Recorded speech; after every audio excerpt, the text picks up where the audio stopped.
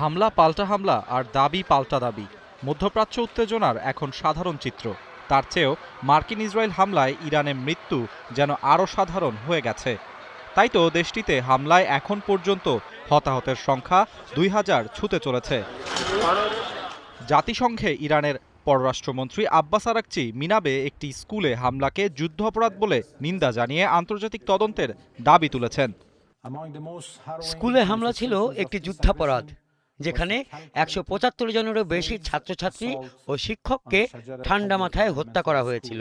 এর দায়ীদের জবাবদিহির আওতায় আনতে হবে। এদিন তেহরানেও আবাসিক ভবনে হামলা চালায় ইসরায়েল যুক্তরাষ্ট্র যৌথ বাহিনী। ধ্বংসস্তূপে আটকা পড়াদের উদ্ধারে কাজ করছে উদ্ধারকর্মীরা। যুক্তরাষ্ট্রের দাবি তারা শুধু সামরিক এলাকাগুলোকেই লক্ষ্যবস্তু করেছে, আবাসিক এলাকাগুলোতে নয়। এটি সম্পূর্ণ মিথ্যা।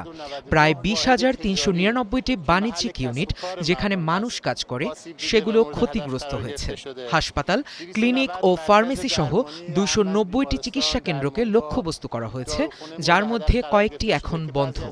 এটি ইসরায়েলি বাহিনীর আরেকটি অপরাধ এবং জেনেভা কনভেনশনের লঙ্ঘন।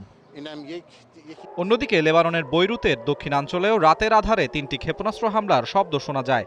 বিস্ফোরণের পর আকাশে ধোঁয়ার কুণ্ডলী এবং গুলির শব্দ শোনা গেছে।